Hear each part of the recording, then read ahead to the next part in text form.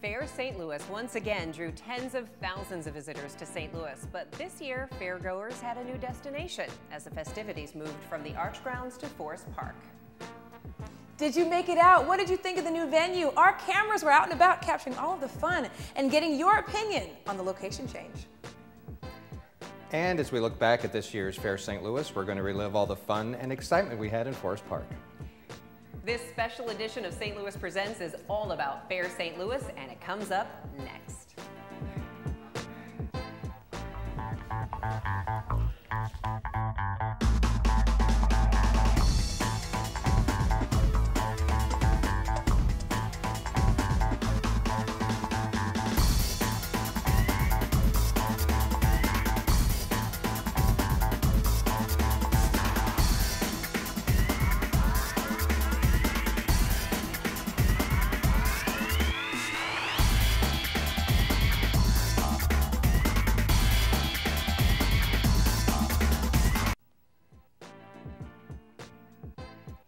Welcome to this special edition of St. Louis Presents, and it is all about Fair St. Louis. You know, 4th of July, guys, really marks sort of that midway point of the summer, which is hard to believe we're past that already. Yeah, we're almost there.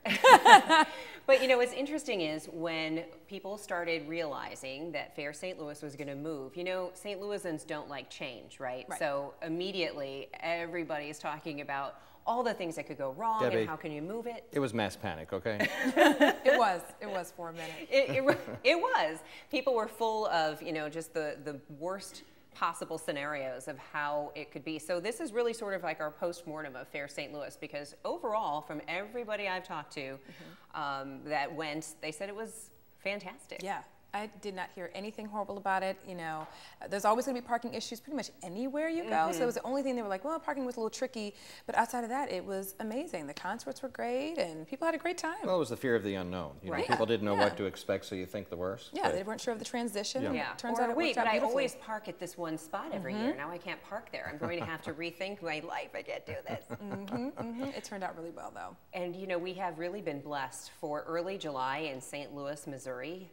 The weather has just been incredible. That was phenomenal. Usually it's like 100 degrees on July 4th, isn't Yes. It is, yes, with a heat index of 110. Right. So yeah, it was beautiful weather that day. I don't know what we did to deserve it, other than, you know, occasional torrential downpours, and some people, you know, north of here on the Mississippi dealing with flooding issues. Aside from that, the weather has just been very cooperative. No flooding in Forest Park. No. No flooding in Forest Park, just people flooding in. So we're going to talk coming up with the woman who was charged with organizing this whole shift to the different location of Forest Park, and then of course our parks director, because there's a lot of work that goes on behind the scenes to put something like this together. Right.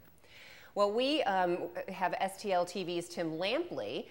He was lucky enough to get the Fair St. Louis assignment. So what better way to show off everything that we're talking about than taking a look at all of the sights and sounds of this year's Fair St. Louis festivities. Take a look. The festival kicked off with a children's parade through the zoo and Forest Park. Superheroes, Star Wars figures, and parade puppets moved to the beat of the children's band, who came here all the way from Michigan. The large number of children pleased parade organizers. It's for the kids that, you know, the members' kids, the kids that are in the band. I don't know if you noticed some of the kids in the Northern Lights Marching Band were very young. And that's really why we do it, so that the kids, young kids, can actually get a chance to be in a parade. Over on the Parade Town stage, the Smash Band happily held court. Near the main stage, a breathtaking view from Art Hill, and with the perfect weather, thousands flocked to find just the right spot to enjoy the fair's headliners. Oh, dude, I'm loving this. This field is amazing out here. There was mixed reaction to the fair's move from the Arch Grounds to Forest Park this year, but Molly Wan believes the change is refreshing. Wonderful. I used to go to the event at the Arch, and it just gives a different atmosphere and feeling, and I feel like people can enjoy the beautiful scenery in Forest Park, which is a very unique place. This living statue delighted and surprised many fairgoers near the large variety of food and drink vendors on hand. Well, you know, because we're not on the Arch Grounds are great, they're being renovated, but because we're not, we have more space to do more things. Just to give the numbers, you know, the arch, just say about 40 acres or so. We have about 70 acres here to do. So we're going to continue with the great concerts, which are free thanks to our corporate sponsors, the great food, the great fireworks and all that. But we've added a few things. Those additions include Circus Flora and the popular Flying Walendas, who performed a tightrope act over the Grand Basin. It's estimated more than 200,000 people attended this three-day celebration, mostly all staying for the evening's fireworks grand finale. And grand it was. All the more reason why Fair St. Louis is known as America's biggest birthday party. Reporting for STL TV, I'm Tim Lampley. Well, it sure looks like Tim had a great time. He did. Everyone there did. It definitely looks that way. Well, it was another great success this year, Fair St. Louis, that's for sure. And joining us now is the Executive Director of the Fair St. Louis Foundation, Lori Thaman. Hi, Lori. Hello. Lori, I have to tell you, the one thing, you know, everybody thought was so afraid that things weren't going to work out because new location, what's the what if? Did you ever wonder? Well, there's always unknown for everyone. I think we had the confidence of the 34-year history of the fair and just knowing what it took to make it work. But, you know, moving venues is challenging for everyone, and certainly for the people attending it, because as you pointed out earlier, it's a big change. Right. One of the things that I was wondering is, we talk a lot about, you know, this whole City Arch River 2015 project, and they're doing some great stuff on the arch grounds, and it's supposed to be done in 2015, but what if the arch grounds aren't ready? Do we know for sure if they're going to be ready for Fair St. Louis next year, or will it need to be in Forest Park again? Is that a possibility? Well, now that we have concluded this year, we'll of course be immediately focusing on next year, and over the course of the next several weeks, that will be our determining factors, having those conversations, understanding where they are in the project, and then talking with the Parks Department and Forest Park Forever if we do need to go back to Forest Park. The good news is, though, since they've sort of had their trial run, so if it went off without a hitch this year, if they have to have it in Forest Park next year, it shouldn't be any big deal. Well, I think that everyone is resting a little easier, and so I think that we'll be able to get the green light, but we need to make that official ask and have those conversations in the coming weeks. I guess I didn't really quite realize how large Art Hill is, because when they were showing the panoramic shots of everybody on Art Hill, I went, huh? Why didn't I guess I'm used to seeing it covered with snow and people sledding on it. I don't know, it's enormous. It is enormous, and when we looked at it too, it's a little bit deceptive, because where the arch grounds is long and narrow, the Art Hill is just the opposite. And when we did the measurements, we were actually shocked at how much room there is on Art Hill, which worked great for us. We filled the area, and so we were thankful to have the space. Lori, do you have the numbers? I mean, a head count, and I guess it's just the best guess, right? How many people were there? It is, and I think we'll drill down in the numbers and actually analyze some of the data that we get from Metro and from our parking attendants. But the preliminary estimate throughout the course of the weekend is 250,000 people. So it's a really great turnout. Yeah, and I know that a lot of people who may have considered coming were still not reassured. I know my husband, for one, did not want us to go because, you know, we went to that New Year's Eve celebration in Forest Park like 10 years ago that was mobbed and completely, it was kind of nightmarish. So he was still thinking that. I'm like, no, they're assuring us that it won't be that way, and it certainly wasn't that way. But with that in mind, if it had to be at Forest Park again next year, certainly there was a lot to be learned about the traffic flow and how to make it go so that if twice as many people came, would you be ready for that? You know, we would. Actually, we did not fill a lot of the parking, and even with as many people as were there, we still did not fill a lot of the parking. So I think we would want to study the numbers to say it definitively, but I think we would feel very comfortable going into a larger crowd. You know, while everybody was, you know, predicting negative things, I'm wondering, in retrospect, was there anything that worked out better at Forest Park that surprised you? Well, I think actually the venue surprised everyone a little bit. I mean, we all know that the park is beautiful and that it offers many tremendous institutions that we are all fortunate to have, but I do think that there were some logistic challenges, and I think we were pleased that we were able to work through them. The crowd was good. That we filled Art Hill, we filled the Shakespeare Glen area, and I think it actually went a little bit better than we all expected. You know, we took a lot of phone calls, you know, we're both radio folks, and on KMOX, and overwhelmingly, all of the people who called in who said, yes, they went to Fair St. Louis, had great things to say about it. You know, and even the complaints were like picky things, like, okay, the vendors on the hill got more traffic than the vendors here, you know, but it was things that obviously could be tweaked. So that must be really heartening for you, you know, after all that hard work and all the, you know, uncertainty, that the people who went thought it worked out great. It is definitely very much something that feels good, and we too are hearing that feedback through the media and through our own channels as well. And it is great, and we love actually the feedback, whatever we can get, even the little tweaking things, because those are the things that will make it better from year to year. And where do you get your feedback from? The media. Oh. We hear it through the media, but we get it through our website as well at fairstlouis.org. We have a link that people are able to email or to call us, and we answer every one of those emails. We've gotten a lot, and it's, you know, questions and suggestions, and we're happy to have all of that. Now, the change of venue also allowed Fair St. Louis to do some things that hadn't been done before. I was really fascinated with the water ski show without the boat. Right.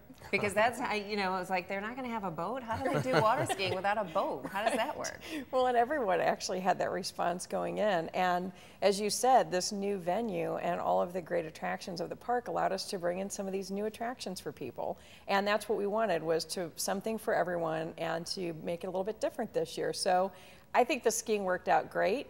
The wakeboarding worked out great. People loved it. It drew crowds. And it was fun to have something different there. I almost think, too, having it in the park, people might linger a little more afterwards. Did you notice that, or? You know, I think the institutions hopefully did see some of the crowd as they were filtering out. That was the plan, was that the institutions would stay open a little bit later to accommodate the crowds, and I have not heard any official reports yet. We'll actually meet with those people in the next 2 weeks, but I hope that they did. I know the accounts that I've gotten from the police department are that the Chief Dotson is pleased with the time that it took to clear the park. So people must have lingered the right amount of time in the right places. Also, they had Tina, the Flying Walendos from Circus Flora, doing their tightrope walk over. They're great. Yeah, over the water basin, and nobody fell in, right? No, nobody fell in. No matter how many times I see him do that, I hold my breath every single time. I said, you know, I wanted to just see how he was going to get onto the tightrope, because it's off of a crane, and I thought, how is he doing this?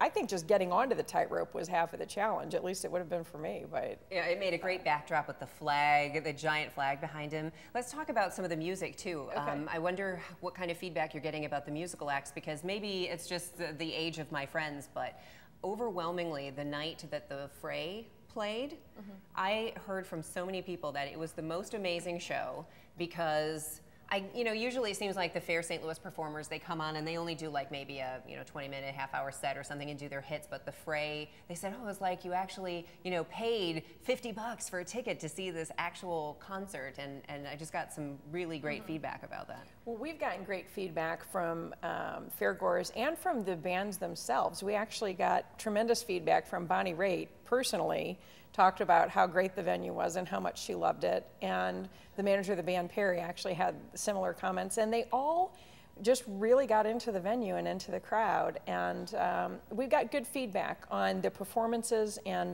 we always try to bring in different types of acts, different genres, different ages, styles of music, ethnicities, and try and mix it up to make sure we accommodate everyone. Lori, what are the chances? Did it go so well that maybe they're going to say, we need to do it here every year? Is that a possibility? You know, I think there's no way to even begin to speculate on anything like that at this point. The Arch is such an amazing venue as well that I don't think we could even begin to talk about not going back to the Arch with as great as it's been there. So. But the bottom line was it went off great and everybody had a good time. It went off great, and for as long as we're not able to be on the Arch, I think that we'll be able to have this as a home, hopefully, and we'll be able to confirm that coming up, but I think we feel good about it. Well, I certainly hope that you were able to get some rest, because you've got to get right back at it and get an update from the City Arch River folks and figure out, are you in charge of planning next year's, or are you handing off the baton to someone else? We'll be working that on in the next few weeks as well.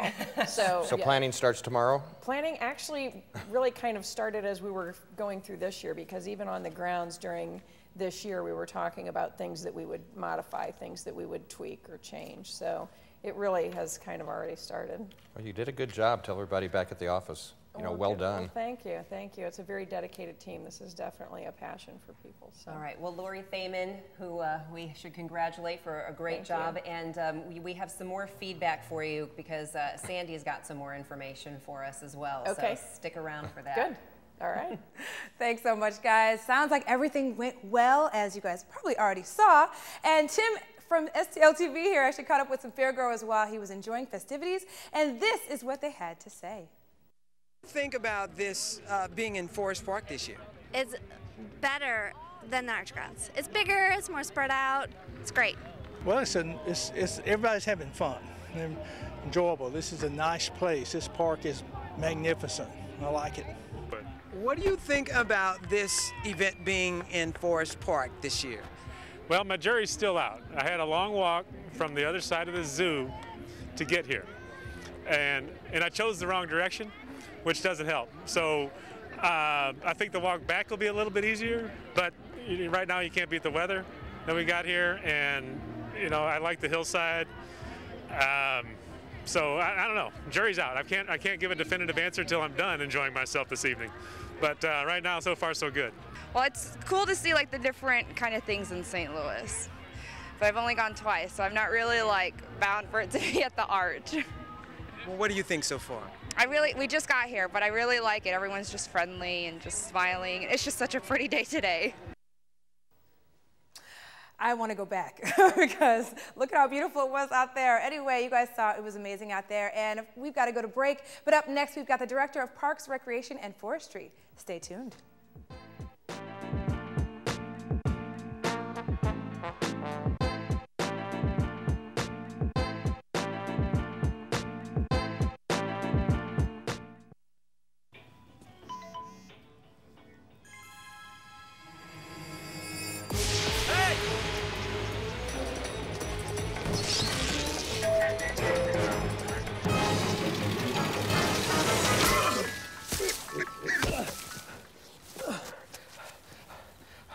So, same time next week?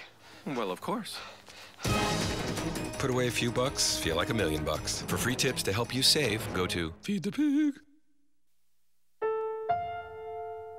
The odds of this daughter of a clergyman spending 11 weeks at #1 on the U.S. singles charts? 1 in 19 million. The odds of going on to win 6 Grammy Awards? 1 in 1.4 million. The odds of having a child diagnosed with autism?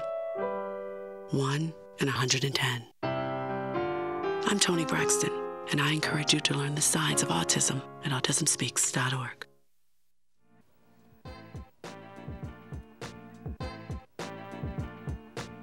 Welcome back.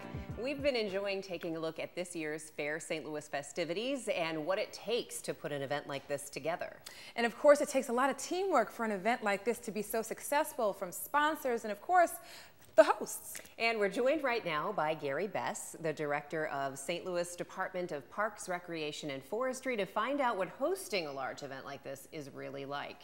I hadn't really thought about it from your perspective, Gary, because when it's on the Arch grounds, I imagine the forest rangers or there's like federal workers who are having to do a lot of that work, but when it moves to Forest Park, this is your turf. Yeah, that's correct. The city of St. Louis, street department, police department, fire department, and of course parks, all work hand in hand to make this work. But celebrations are something that's not new to Forest Park. The first celebration was back in 1876 when we dedicated the park. The 1904 World's Fair. You mentioned the Millennium Party in Forest Park. I mean, Forest Park's a place where people from St. Louis have learned to gather and celebrate.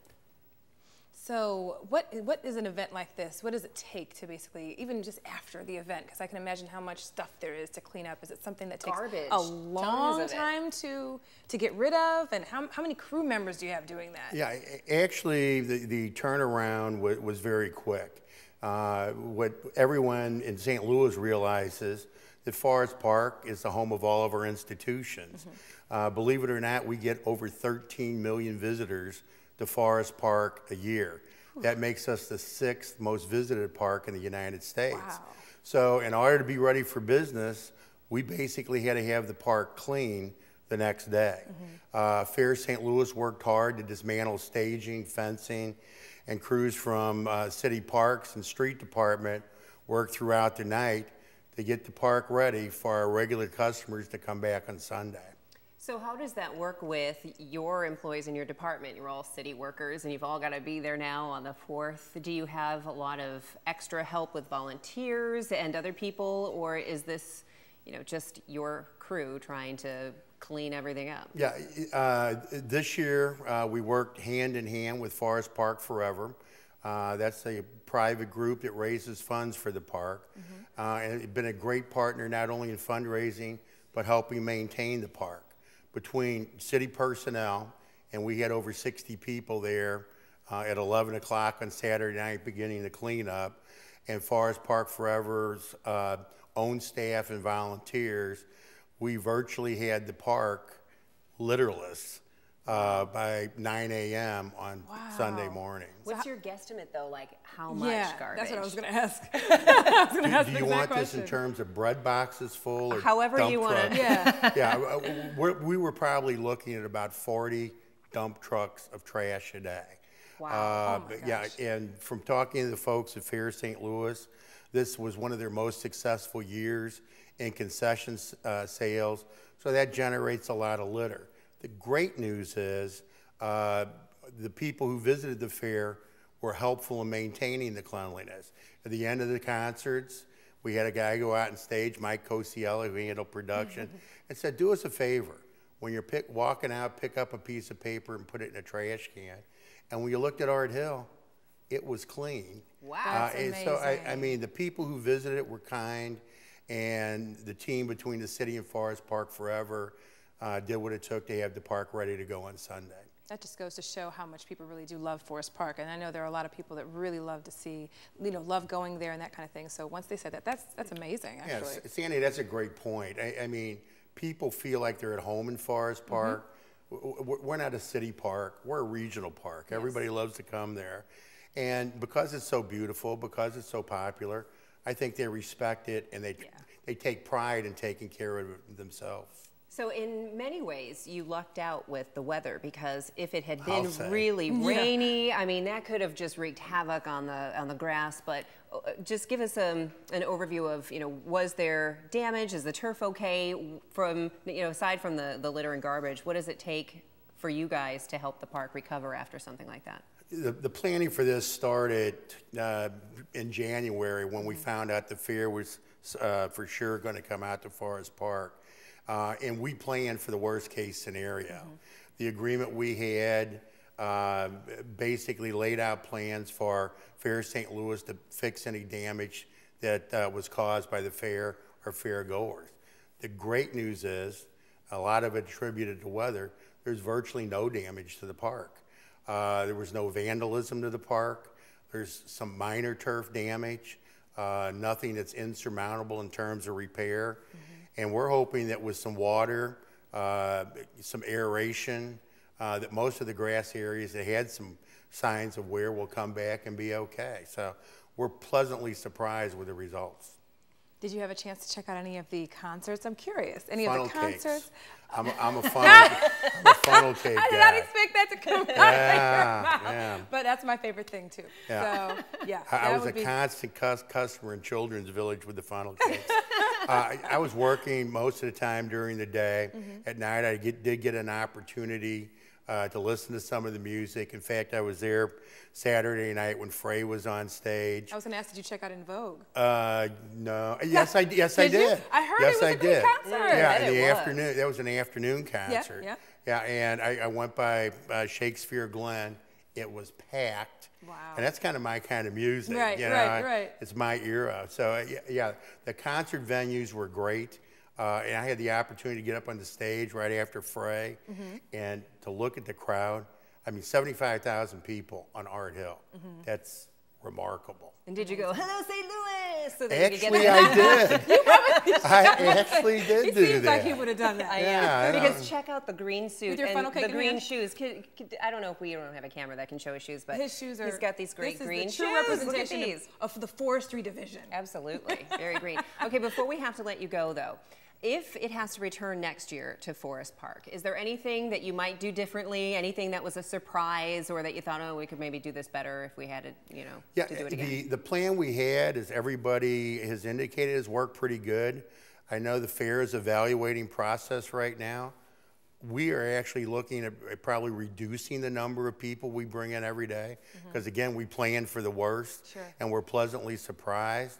So, you know, we're evaluating now, and hopefully we'll come up with a better product in Forest Park if that's indeed where we decided to go. Well, congratulations, and thank you for helping it come off without a hitch. And Gary Bess, Parks, Recreation, and Forestry. Thank you for being here. Thank you. Have a great summer. We have some information right there if you want any more information from the City of St. Louis Department of Parks, Recreation, and Forestry. And of course, they're online at stlouis-mo.gov. Let's do all the slashes, /government/department/parks. Or just Google them. That might be the easiest thing to do. And in the meantime, let's turn our ears to Steve Potter, who has some news headlines for us. Okay, Debbie, thanks for your ears. According to a report released by the United States Chamber of Commerce, St. Louis is among the best cities for starting a business. Minimal procedures and low administrative costs, as well as an efficient process for obtaining construction permits, were all factors in the ranking. Other cities topping the list include New York, San Francisco, Los Angeles, and Chicago. As we reach some of the hottest temps that the summer has to offer, the city's public safety director is offering tips for staying safe in the extreme heat. Drink plenty of water, even if you don't feel thirsty. Stay in air conditioning when possible, and pace yourself when engaging in outdoor activities. Wear lightweight, light-colored, and loose-fitting clothing. Check on the elderly and those at high risk of heat-related illnesses, and never leave anyone, including pets, in a parked car. Contact the United Way of Greater St. Louis for information on cooling centers.